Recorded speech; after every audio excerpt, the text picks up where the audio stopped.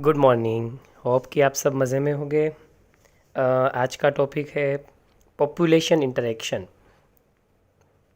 इससे पहले वाले टॉपिक आप लोगों ने ज़रूर पढ़े होंगे। हमने एडप्टेशन देखा, पॉपुलेशंस के बारे में पढ़ा, पॉपुलेशन में डेंसिटी के बारे में, नेटालिटी, मोर्टालिटी, ग्राफ के बारे में पढ़ा। पिछला जो लेक्चर था पॉपुलेशन के बारे में थोड़ा सा बोरिंग लेक्चर था। कई बार क्या होता है, मनचाही चीज़ पढ़ने में अनचाही चीज़ भी साथ में आ जाती है। हर वक्त ऐसा नहीं है जो पसंद है वही मिलता है, नापसंद चीज़ें भी पढ़नी पड़ती है। थोड़ा सा बोरिंग टॉपिक था पर वो बहुत इम्पोर्टेंट है। आप ज़रूर पिछले लेक्चर का वो पॉपुलेशन वाला टॉपिक वापस से एक बार देख लेना, इम्पोर्टेंट टॉपिक था। जैसे कि आर्ट्स में अब तो बैचलर हो रहा है, परफॉर्मिंग आर्ट्स में कोई ड्रामा में बैचलर कर रहा है, कोई डांस में बैचलर कर रहा है, कोई क्लासिकल म्यूज़िक में बैचलर कर रहा है, कोई तबला में बैचलर कर रहा है। तो ये कोर्सेज गुजरात यूनिवर्सिटी में अब अवेलेबल है। तो कई बार लगता है कि हाँ भाई, मैं तो म्यूज़िशियन बनना चाहता हूँ, मैं भला क्यों ऐसे सब्जेक्ट पढूँ, ये फिज़िक्स केमिस्ट्री बायोलॉजी से मेरा क्या नाता। तो ऐसा सोच के स्टूडेंट जब शुरुआत में bachelor in performing arts join करते हैं तो पहले ही साल में हिस्ट्री और इंग्लिश जैसे सब्जेक्ट आ जाते। उससे यही चीज़ समझने की है कि भले ही आपको पसंदी चीज़ जो करना चाहते वो कर रहे, फिर उसके साथ साथ जो नहीं पसंद है वो भी करना तो पड़ेगा। इंग्लिश और हिस्ट्री भले ना पसंद हो, पढ़ना पड़ेगा। वैसा ही है। तो पॉपुलेशन का जो आगे का टॉपिक था थोड़ा सा बोरिंग था। ये जे ग्राफ था ना, कुछ एस ग्राफ था ना, लॉजिस्टिक ग्रोथ था, एक्सपोनेंशियल ग्रोथ था। थोड़ा सा बोरिंग दिखता है, स्टेटिस्टिक है ना, इस वजह से। पर इम्पोर्टेंट टॉपिक था। पर ये मज़ेदार टॉपिक है, सबसे अच्छा टॉपिक, सबसे बेहतरीन, सबसे मस्त, और इसमें बड़ा मज़ा आएगा। इस टॉपिक का नाम है पॉपुलेशन इंटरेक्शन। ये इंटरेक्शन की बात है। हम जानते हैं, ये भी हमने पढ़ रखा है। आपको अगर याद हो तो 11 साइंस का जो फर्स्ट चैप्टर था उसके अंदर सिस्टमेटिक्स नाम की एक चीज़ थी। ये वर्ड ये शो करता था कि अलग अलग जो लिविंग ऑर्गेनिजम्स है वो आपस में इंटीग्रेटेड है, कहीं ना कहीं कुछ तो संबंध है एक दूसरे का एक दूसरे से। ऐसा नहीं है कि उनकी हेल्प के बिना हम सर्वाइव कर सकते, वो हमारी हेल्प के बिना सर्वाइव कर सकते। कहीं ना कहीं ये लिंक डायरेक्ट या इनडायरेक्ट वे में एक दूसरे से जुड़ी हुई है। और बेसिक स्टैंडर्ड में तो आप ये भी पढ़ के आ चुके हो, बेसिक्स में, लोअर स्टैंडर्ड में, फूड वेब, फूड चेन। ये क्या दिखाता है? यही तो दिखाता है कि अलग अलग ऑर्गेनिजम्स आपस में जुड़े हुए। आपको भले ही नहीं दिख रहा कि हमारा क्या कनेक्शन, पर हमारा कनेक्शन है। छोटी से छोटी चीज़ जो आपको भले लग रहा हो कि इम्पोर्टेंट नहीं है, कोई काम की नहीं है, बेकार सी है, पर वो नेचर के लिए, इकोसिस्टम में उतनी ही इम्पोर्टेंट है जितना ह्यूमन। मैं कई बार लेक्चर में कह चुका हूँ और कई बार कहता भी हूँ, आपको ये बात बहुत बार कही है और पता भी होगी कि हनी बी के एक्सटेंट होने के बाद 5 सालों के अंदर ह्यूमन स्पीशीज़ एक्सटेंट हो सकती है। और ये सही है। कैसे? कई बार सोच में पड़ जाते। शुरुआत में मैं भी सोच में पड़ गया, इतना तो दिमाग नहीं दौड़ पाया शुरुआत में कि भाई हनी बी और ह्यूमन का क्या कनेक्शन पे, कि हनी बी एक्सटेंट हो जाए, ह्यूमन भी एक्सटेंट हो जाए। ऐसे हनी बी थोड़ी कोई खाना है अपना, कि हनी भी मर जाएगी, हम भी मर जाएंगे बिना खाने के। पर फिर दिमाग में स्ट्राइक हुई कि पोलिनेशन जो है उसके 70% एजेंट तो इंसेक्ट है, और वो जो 70% इंसेक्ट वाला पार्ट है उनमें भी 70% जो सारे इंसेक्टों में रोल प्ले करते हैं वो तो हनी बी है। इसका मतलब है पोलिनेशन नहीं हो पाएगा तो फिर फ्लावर से फ्रूट, फ्लावर से ग्रेन्स, फ्लावर से बीन्स, फ्लावर से पल्सिस, फ्लावर से ग्रेन्स, वेजिटेबल्स सब फॉर्म होना बंद हो जाएगा। और अगर ये सब नहीं रहेगा तो डेफिनेटली सर्वाइव करवाना इम्पॉसिबल है। ये कुछ इंटरेक्शन के बारे में बात थी कि आपस में कैसे जुड़े हुए हैं, हम सब कैसे कनेक्टेड हैं। थोड़ा बहुत इसी के बारे में बात है, पर बहुत अच्छी है ये, बहुत मज़ेदार। इसमें टॉपिक भी आएंगे, एग्जाम्पल्स वाला पूरा ये टॉपिक है, बहुत ढेर सारे एग्जाम्पल्स इसमें हो गए। तो देखो, आपको ये टॉपिक को पढ़ने के लिए जाना है स्लाइड नंबर 49 या फिर पीडीएफ के पेज नंबर 49। इसमें आपको दिखाया कि यहाँ हम समझ रहे हैं कि जो बायोलॉजिकल कम्युनिटी है, कम्युनिटी का मतलब हम जानते हैं कि बायोलॉजिकल कम्युनिटी जो ग्रुप है वो उनके जो ऑर्गेनिजम्स है आपस में कैसे इंटरेक्ट करते हैं। तो देखिए, अगर प्रॉफिट हो रहा है तो प्लस की साइन दिखाएंगे, अगर लॉस हो रहा है तो माइनस दिखाएंगे, ना लॉस हो रहा है ना प्रॉफिट हो रहा है, अगर न्यूट्रल है तो ज़ीरो दिखाएंगे। तो बहुत सारे इंटरेक्शंस हैं। पहली म्यूचुअलिज्म, ये दोस्ती जैसा है, फ्रेंडशिप, जिसमें दोनों को फ़ायदा होता है। एक फ्रेंड जैसे दूसरे को फ़ायदा देता है, दूसरे फ्रेंड से हमें भी फ़ायदा मिलता है। तो फ्रेंडशिप का मतलब ही यही है कि जब आपस में जब भी परेशानी हो, जब भी कोई प्रॉब्लम हो, तब दोनों एक दूसरे के लिए हेल्पफुल हो। एक ऐसा रिलेशन, एक ऐसी रिलेशनशिप, एक ऐसा संबंध, एक ऐसा इंटरेक्शन, एक ऐसा जुड़ाव जिसमें दोनों के आपस में जुड़ने से दोनों का फ़ायदा है। ये सिनर्जी की बात है। सिनर्जी मतलब कि हम जो कर रहे थे वो प्रोसेस की स्पीड किसी के साथ जुड़ने से और बढ़ जाना। एक तरीके का सिम्बायोसिस, जिसमें दोनों एक दूसरे से प्रॉफिट निकाल लेते हैं, एक दूसरे को बिना हार्म किए, एक दूसरे के लिए एक्सट्रीमली सपोर्टिव है। तो म्यूचुअलिज्म एक तरीके की फ्रेंडशिप है, एक स्ट्रॉन्ग फ्रेंडशिप जिसको बोलते हैं ना best friend, extremely close friend, soulful friend, एक ऐसा म्यूचुअलिज्म। सिम्बायोसिस भी कह सकते हैं। कंपटीशन,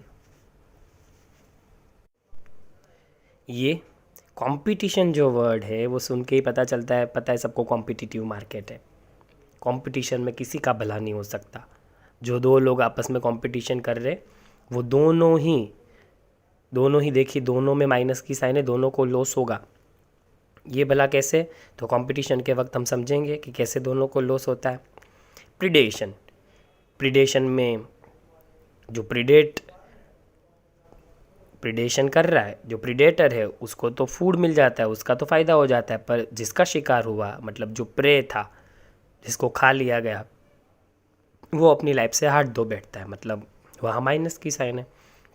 सेम पैरासाइटिज्म भी प्रिडेशन जैसा ही है, पर प्रिडेशन में एक बड़े प्रिडेटर की बात है। पैरासाइटिज्म में पैरासाइट्स छोटे छोटे होते हैं, माइक्रो लेवल पे। तो उसमें भी यही होता है, जब वो होस्ट के साथ जुड़ते हैं और होस्ट को डैमेज करते हैं और उसमें उसको फ़ायदा मिल जाता है, तो वो पैरासाइटिज्म हुआ। कॉमेंसलिज्म में किसी एक को फ़ायदा मिलता है पर दूसरे को ना नुकसान होता है और ना फ़ायदा होता है, बिल्कुल अनअफेक्टेड रहता है। और एमेंसलिज्म में मुझे ना फ़ायदा मिल रहा है ना मुझे नुकसान हो रहा है, फिर भी मैं किसी का बिगाड़ रहा हूँ कुछ। मुझे किसी के साथ जुड़ाव करने से कुछ भी नहीं मिलने वाला, मेरा प्रॉफिट 1% का नहीं है उससे, फिर भी मेरी प्रेजेंस की वजह से उसको कुछ लॉस हो रहा है, वो एमेंसलिज्म है। तो ये थोड़ा मोटा मोटा ऊपर से बता दिया, डिटेल में अभी उसके बारे में आगे जा रहे हैं वैसे पढ़ेंगे। तो हम तो यहाँ पर देख रहे कि बहुत सारी कैटेगरीज दिखा रखी हैं, उसमें से हमें समझना है एक एक करके सबको। जैसे पहला तो प्रिडेशन है, तो कहते हैं प्रिडेशन, पैरासाइटिज्म और कॉमेंसलिज्म, इसमें जो भी स्पीशीज़ है वो एकदम एक दूसरे से नज़दीक कांटेक्ट में रहती है, साथ में रहती है। कैसे, वो भी एक एक करके समझते हैं। तो सबसे पहला टॉपिक लेते हैं हम लोग। यहाँ पर सबसे पहला टॉपिक हमें प्रिडेशन दिखा है, तो हम भी प्रिडेशन से शुरुआत करते हैं। प्रिडेशन, ये वर्ड सबको पता है, देखो फ़ोटो भी दिखा रखा है, आप फ़ोटो से ही देख सकते हैं कि प्रिडेशन में क्या दिखा है। तो सबसे पहले आप ऊपर वाले फ़ोटो में देखिए, हर्बीवोरस दिखा है। हर्बीवोरस मतलब हर्ब्स खाने वाले, मतलब प्लांट्स पे ज़िंदा रहने वाले, जो वेजिटेरियन हैं, जो प्लांट्स को खा के सर्वाइव करते हैं। और आप नीचे देखिए कार्निवोर्स, एकदम उनकी शक्ल से पता चलता है एकदम खूंखार है, एग्रेसिव बिहेवियर वाले, जो शिकार करते हैं, जो शिकारी है। और हर्बीवोरस शिकार है। तो जो कार्निवोरस है वो शिकारी है, और वो किसका शिकार करेंगे? हर्बीवोरस का। तो वो शिकार हुआ उनका। यहाँ पर कई बार हम शिकार को प्रे उस नाम से भी जानते हैं, और जो शिकार करना जो करने वाला है उसको हम प्रीडेटर के नाम से भी जानते हैं। तो यहाँ लिखा है कि अगर ब्रॉड इकोलॉजी के कॉन्टेक्स्ट से, संदर्भ से, मतलब रेफरेंस से देखें, तो आप कार्निवोरस जो है उनको भी प्रीडेटर कह सकते हैं और हर्बीवोरस को भी प्रीडेटर कह सकते हैं। यहाँ पर थोड़ा फिलोसॉफिकल एंगल से समझाया। ये बात तो समझ आती है कि कार्निवोरस चलो शिकार करते ही हमने देखा हुआ है, हमने एनिमल प्लेनेट पे देखा है, डिस्कवरी पे देखा है, आप लोग नेशनल जियोग्राफी पे भी देखते हैं।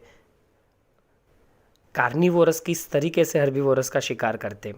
ये प्रिडेशन स्किल, ये प्रिडेशन हमने कई बार टीवी में लाइव होते हुए देखा है, पर हर्बीवोरस किस तरीके से प्रिडेटर हुए, थोड़ा फिलोसॉफिकल एंगल है, वो भी समझते हैं। पर पहले ये देखते हैं कि प्रिडेटर जो है उसका रोल क्या है। कहते हैं कि अगर प्रिडेटर नहीं होते तो शिकार जो है उसकी तादाद, उसका पॉपुलेशन बहुत बढ़ जाता। ओवर एक्सप्लोर जिसको कहते हैं, जैसे ह्यूमन देख लो, ह्यूमन को शिकार करने वाला कौन, ह्यूमन को प्रेडेट करने वाला कौन, ह्यूमन को मार खाने वाला कौन, कोई नहीं।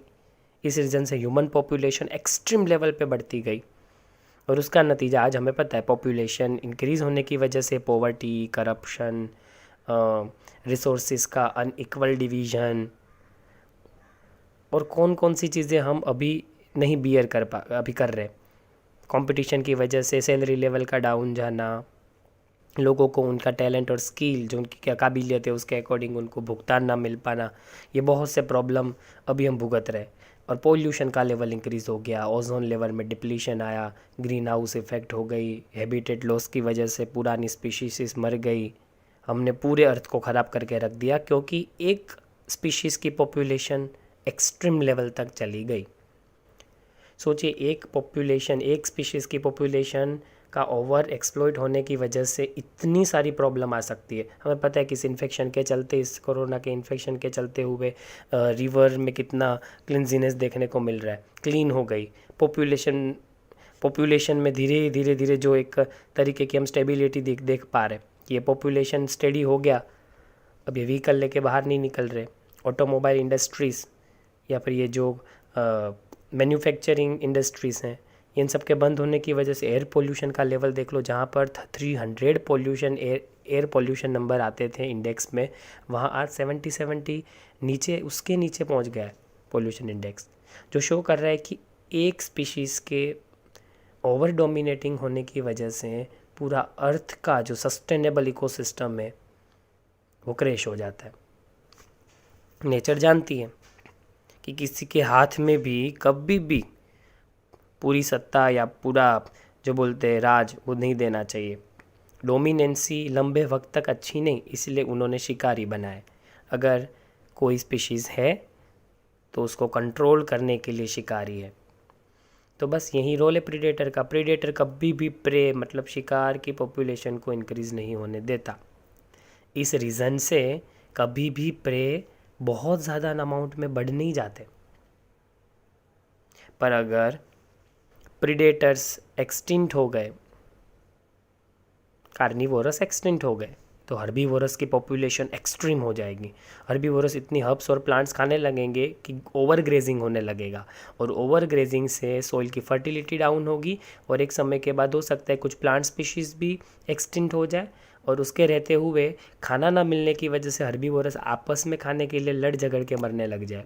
कार्निवोरस तो गए ही गए, पर कार्निवोरस के मरने की वजह से हर्बीवोरस भी मरे। इसका मतलब ये हुआ कि कार्निवोरस हर्बीवोरस का शिकार करके हर्बीवोरस का ही फ़ायदा कर रहे। कार्निवोरस के हर्बीवोरस के शिकार करने पर हर्बीवोरस की पॉपुलेशन बनी रहती है एक लिमिटेड अमाउंट में, एक लिमिटेड नंबर में, जिस रीज़न से ओवर ग्रेजिंग, ओवर पॉपुलेशन, ये सब प्रॉब्लम नहीं आ पाती। तो प्रीडेटर का जो ये नेचर है, इसको हमने प्रूडेंट कहा है। ये कंट्रोलर है नेचर का रखा हुआ। इस एंगल से देखें तो नेचर या बायोलॉजी दोनों तरीके से देखने पर यह मालूम पड़ता है कि कार्निवोरस का शिकार बिल्कुल ही सही है। वो जो कर रहे हैं वो उनका नेचुरल बिहेवियर है, वो पॉपुलेशन कंट्रोल के लिए दिया हुआ है। अब हम ये समझते थे कि प्रीडेटर जो है उसका मेन इंपॉर्टेंस क्या था। तो 51 नंबर के पेज के ऊपर मैंने जो आपको बताया वही चीज़ है कि हर एक जगह पर कोई ना कोई स्पीशीज़ है, और वो स्पीशीज़ को कंट्रोल करने के लिए उसके शिकारी होते हैं, जिसको हम नेचुरल प्रीडेटर कहते हैं। नेचुरली नेचर ने जहाँ पर एक स्पीशीज़ बनाई वहाँ उसका कंट्रोलर भी बनाया, जो उसकी पॉपुलेशन को कभी भी एक लेवल से बढ़ने नहीं देगा। और वो ज़रूरी है, कोई ना कोई कंट्रोलर चाहिए। बाकी बिना कंट्रोलर से तो लोग क्या करते हैं हमें पता है। स्कूल में टीचर ना हो तो फिर थोड़े समय के बाद बच्चे क्लास में क्या नहीं करते। और अगर बॉस ना हो, कंपनी में मैनेजर थोड़ी देर के लिए गायब हो जाए तो टिकटॉक के वीडियो बनने लगते हैं, लोग 3 पत्तियाँ खेलने लगते, फेसबुक शुरू हो जाता है, व्हाट्सअप शुरू हो जाता है। आईटी प्रोफेशनल तो कंप्यूटर में पता नहीं गेम शुरू कर देते। कंट्रोलर ज़रूरी है। यहाँ पर नेचर ने भी स्पीशीज़ के कंट्रोल करने के लिए हर एक जोग्राफिकल एरिया में एक्जोटिक स्पीशीज, एक्जोटिक मतलब जो स्पेसिफिक जगह पे मिलेगी, वहाँ की एकदम बोले तो स्पेसिफिक स्पीशीज जो वहाँ तक ही लिमिटेड है और कहीं पाई नहीं जाती, ऐसी एक्जोटिक जो देखने में भी बहुत अच्छी है क्योंकि हमने अपने एरिया में तो कभी नहीं देख रखी, वो तो वहीं देखने को मिलती है। ऐसी स्पीशीज़ उनके नेचुरल प्रेडेटर्स है। देखो आपको एग्जांपल में दिखा है कैक्टस, ये कैक्टस सबने देख रखा है, इसको प्रिकली पियर कैक्टस कहते हैं। ऐसा कहते हैं कि ये कैक्टस ऑस्ट्रेलिया में 1920 में इंट्रोड्यूस करवाया गया था, किसी रीज़न से ये इंट्रोड्यूस हुआ कैक्टस, जिसको हम ओपुनशिया भी कहते हैं। और हुआ ऐसा कि ये वहाँ की स्पीशीज़ ना होने की वजह से वहाँ इसकी पॉपुलेशन को कंट्रोल करने वाला कोई कंट्रोलर था नहीं। और अब हुआ प्रॉब्लम, कहते हैं कि हज़ारों हेक्टर ज़मीनों में ये कैक्टस फैल गया और फिर गवर्नमेंट के सामने एक बड़ी प्रॉब्लम थी, ये कैक्टस कैसे हटाए। एक तो कैक्टस वेजिटेटिव प्रोपोगेशन करता है, स्पीड से फटाफट से बढ़ता है, इसको कंट्रोल कर पाना भी मुश्किल है। और ये तो ऐसी स्पीशीज़ है जो हार्श एनवायरनमेंट, हार्श कंडीशन में भी सर्वाइव कर ले। और फिर ढूंढा गया कि कहीं पर कैक्टस जहाँ पाए जाते हैं नेचुरली, वहाँ पर उसकी पॉपुलेशन को कंट्रोल करने के लिए नेचर ने ज़रूर कुछ ना कुछ बनाया होगा। और पता चला कि मोथ, कैक्टस फीडिंग करने वाले मोथ, ये नेचुरली पाए जाते हैं जहाँ पर कैक्टस होते हैं। और फिर उन्होंने मोथ छोड़े ऑस्ट्रेलिया के अंदर। ये मोथ आप नेट पे सर्च कर सकते हैं, थोड़ा सा बटरफ्लाई जैसा दिखता है और ये भी कैटरपिलर में से ही बनता है। मोथ कैटरपिलर में से कोकून, और कोकून के बाद जैसे बटरफ्लाई कैसे बनता है वैसे ही मोथ बनते हैं। तो ये मोथ कैक्टस को फीड करते थे, कैक्टस ईटिंग मोथ। और फिर उसको इंट्रोड्यूस करवाने के बाद कंट्री में कैक्टस का जो पॉपुलेशन था वो डाउन हो गया और इस तरीके से कंट्रोल मिला। तो प्रिडेशन क्यों इम्पोर्टेंट है, उसका पहला हमें पता ये चला कि प्रिडेशन की ही वजह से अल्टीमेटली कोई एक स्पीशीज़ बहुत ज़्यादा पॉपुलेशन इंक्रीज़ नहीं कर पाएगी, बैलेंस बना रहेगा। दूसरा देखिए बायोलॉजिकल कंट्रोल, ये क्या बता रहे, तो biological control method are based on the ability of the predators to regulate prey population. इसका मतलब ये भी है कि भाई प्रेडेटर प्रे पॉपुलेशन को तो कंट्रोल करता ही करता है। तो ये एक बायोलॉजिकल कंट्रोल है। इनका कहना है कि प्रेडेटर कंट्रोल तो कर रहा है, पर ये टॉपिक में इनका कहने का मतलब है ये जो भी कंट्रोल है वो बायोलॉजिकली हुआ, हमने कुछ कंट्रोल करने के लिए आर्टिफिशियली कुछ नहीं किया, जो किया वो नेचुरली हुआ, जो हुआ वो बायोलॉजिकली हुआ, हमने कोई केमिकल स्प्रिंकल नहीं किए,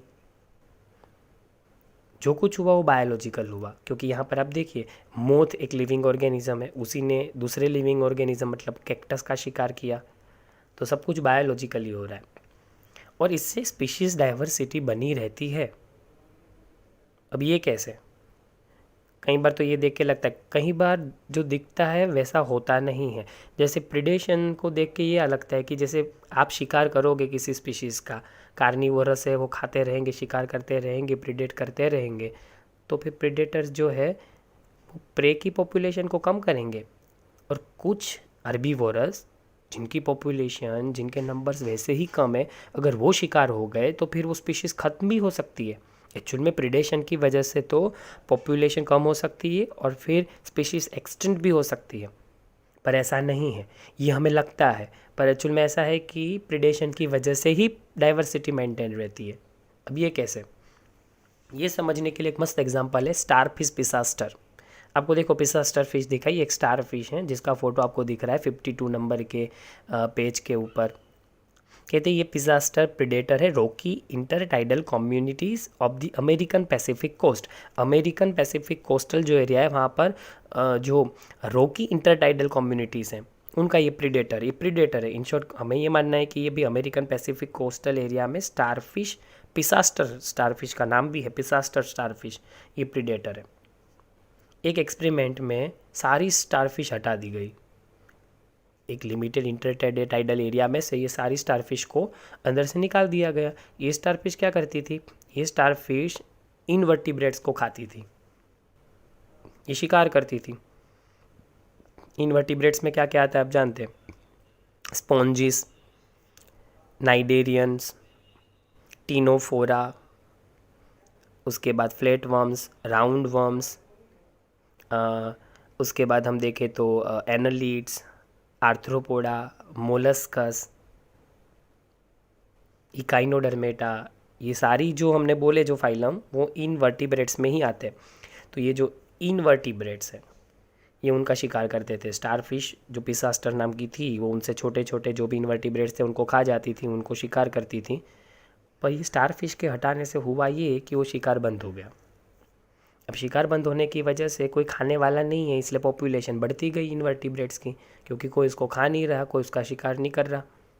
और ये इतने बढ़ गए कि आपस में यहीं लड़ झगड़ के मर गए, क्योंकि इनकी पॉपुलेशन इतनी बढ़ गई उस एरिया में कि उनको सर्वाइव करने के लिए जितना फूड ज़रूरी था उतना उस एरिया में था ही नहीं। तो फिर आपस में लड़ झगड़ के 10 जितनी इनवर्टिब्रेट्स की स्पीशीज़ एक्सटिंक्ट हो गई एक साल में, क्योंकि इंटर स्पेसिफिक कॉम्पिटिशन हुआ। मतलब स्पीशीज़ के बीच में खाने के लिए कॉम्पिटिशन, झगड़ा हो गया। ऐसा तब हुआ जब उनकी पॉपुलेशन इतनी बढ़ गई जितना खाना अवेलेबल नहीं था। पर अगर स्टारफिश होती वहाँ तो वो ये इनवर्टिब्रेट्स को खाती रहती, तो इनकी पॉपुलेशन कभी उस लेवल तक बढ़ती ही नहीं कि जितना खाना अवेलेबल नहीं है। इस तरीके से कह सकते हैं कि शिकारी शिकार कर कर, जो प्रेडेटर्स है वो प्रेडेट कर कर पॉपुलेशन को तो कंट्रोल रखता ही रखता है, पर उस पॉपुलेशन के कंट्रोल से अल्टीमेटली डाइवर्सिटी भी कंट्रोल होती है। इस तरीके से हम जस्टिफाई कर सकते हैं कि प्रेडेशन नेचुरली बहुत इंपॉर्टेंट है। अगर प्रेडेटर्स चले गए तो इसका मतलब है कुछ स्पीशीज़ की पॉपुलेशन बहुत बढ़ेगी और आपस में वो फूड के लिए झगड़ा कर कर आपस में ही लड़ झगड़ के मर जाएगी। और भी दिखते हैं प्रेडेशन में कुछ defences of prey species to lessen impact of predation. अब ये हुई बात, देखो अभी नेचर ने प्रेडेशन को बहुत ही ज़्यादा स्ट्रॉन्गनेस दे दी। अब सारी स्ट्रेंथ अगर मान लो हम कार्निवोरस को दे देते हैं तो बेचारे हर्बीवोरस का क्या फॉल्ट, बचने के लिए कुछ स्किल उनको भी मिलनी चाहिए। तो नेचर ने दोनों तरफ स्किल दे रखी है। कार्निवोरस को स्किल दे रखी है कि वो प्रेडेट कर सके, और हर्बीवोरस को स्किल दे रखी है कि वो अपनी प्रेडेशन से बच सके, अपने को प्रेडेट होने से रोक सके।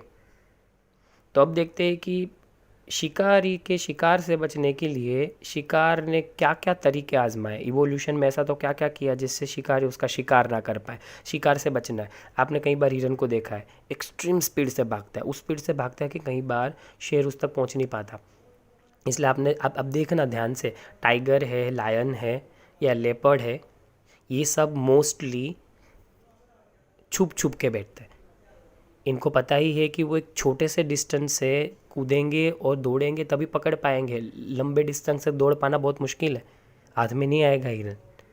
तो एक दौड़ने की एक गजब की स्किल उनको दे रखी है। वो एक उनके पास एक स्किल है, उनके पास एक टैलेंट है जिससे वो अपने आप को बचा सकते हैं।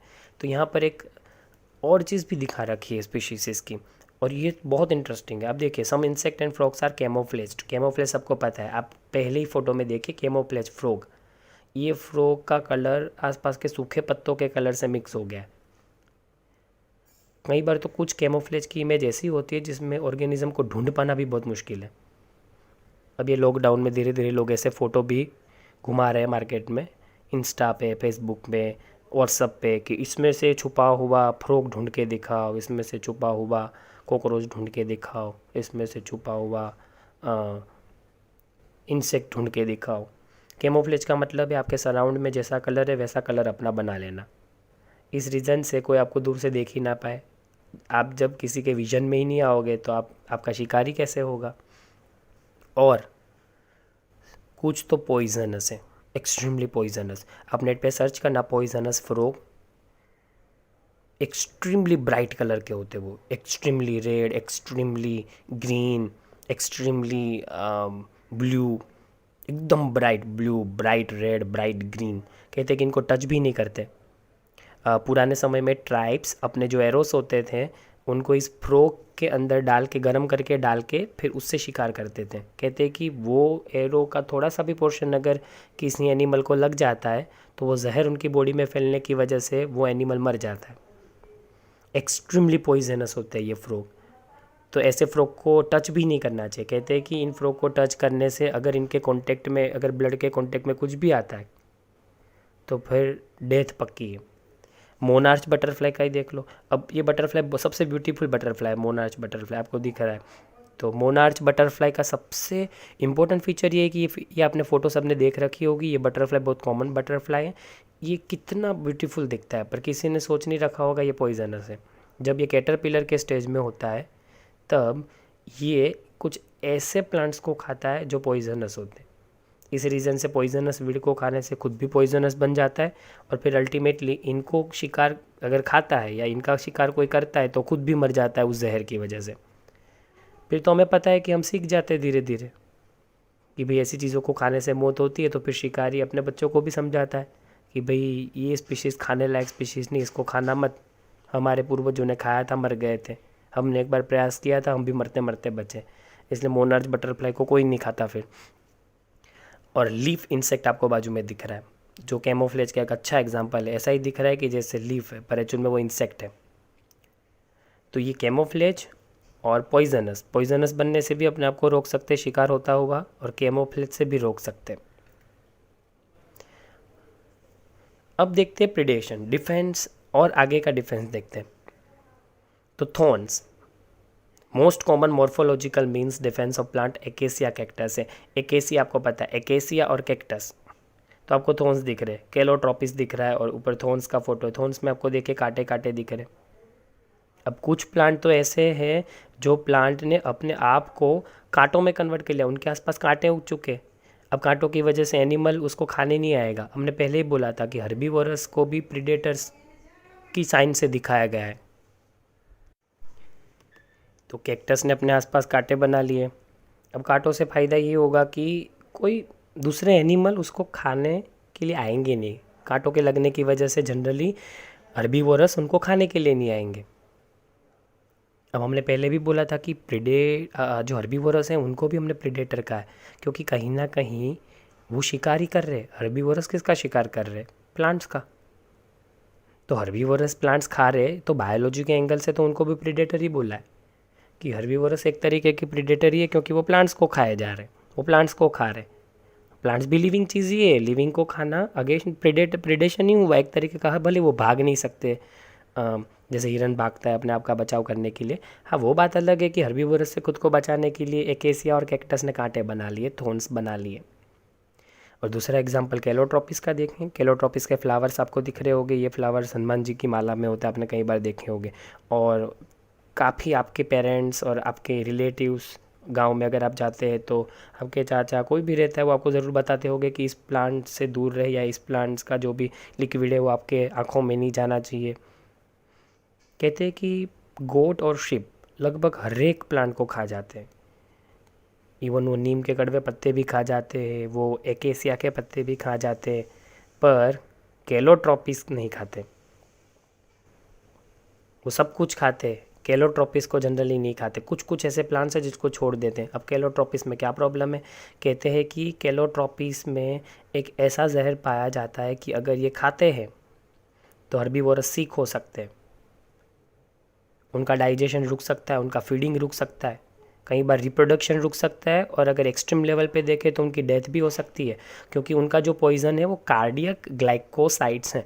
अब पॉइजन्स के भी टाइप्स होते हैं, जैसे कार्डियक ग्लाइकोसाइड को कार्डियोटॉक्सिक कहेंगे, मतलब सीधा हार्ट को अफेक्ट करेगा, हार्ट की प्रोसेस बंद, मतलब एनिमल या ऑर्गेनिज्म मर जाएगा, या फिर उसकी बॉडी में सीवियर डैमेज होगा। न्यूरोटॉक्सिक सीधा अफेक्ट करता है न्यूरल सिस्टम को, उससे भी डेथ हो सकती है। और हीमोटॉक्सिक ब्लड को अफेक्ट करता है। ये जहर की मेन 3 कैटेगरी है, कार्डियोटॉक्सिक, न्यूरोटॉक्सिक, हीमोटॉक्सिक। ये कार्डियोटॉक्सिक वाला हमें दिखा है कैलोट्रोपिस में जो जहर है वो। इसके अलावा देखिए निकोटीन हमें टोबैको से मिलता है, टोबैको प्लांट से। कैफीन कॉफ़ी से मिलता है। क्विनाइन जो मलेरिया की दवा है, हाल हमें पता है कि हाइड्रोक्सीक्लोरोक्विनाइन ये जो ड्रग है वो बहुत फेमस हो चुकी है, क्योंकि ये मलेरियल ड्रग है, और इस ड्रग की सबसे अच्छी इफ़ेक्ट देखने को मिल रही है कोरोना इन्फेक्शन में। तो क्विनाइन प्लांट से ही मिलता है। और स्ट्राइकनाइन, ओपियम पता है, हम जनरली ड्रग्स की तरह यूज़ करते हैं, बैन है ये चीज़। अब निकोटीन तो लोग खाते ही हैं, कैफीन भी हम कॉफ़ी में से पी लेते हैं, और ओपियम है वो तो जो नशे करने वाले लोग हैं वो लेते ही है। एक्चुअल में ये चीज़ें इसीलिए प्लांट ने बनाई थी ये जो केमिकल्स है वो, कि इनके खाने से कुछ अजीब तरीके का बॉडी के अंदर माहौल बन जाता है। एक बोलते दिमाग एक बिल्कुल डिफरेंट स्टेट में चला जाता है, जिस वजह से वो एनिमल इस चीज़ को दोबारा ना खाए, इसको छुए नहीं। टोबैको को प्लांट को खाने से डरते हैं एनिमल्स, चक्कर आने लगते हैं कुछ समय में वो प्लांट को खाने के बाद। पर ऐसे प्लांट जो एनिमल नहीं खाते उसको इंसान बड़े चाव से खाता है, सोचने वाली बात है। जबकि प्लांट ने बनाया इसलिए था कि एनिमल उससे दूर रहे, और जो एनिमल नहीं खाते वो भी हम खा रहे हैं। हालांकि कुछ हमें उससे इम्पोर्टेंट ड्रग्स भी मिल गई, जैसे आप देखिए कि क्विनाइन है, वो एक अच्छी ड्रग है जो हमने उससे निकाल ली है, वो एक फ़ायदेमंद चीज़ है जो हमें मिल गई उससे।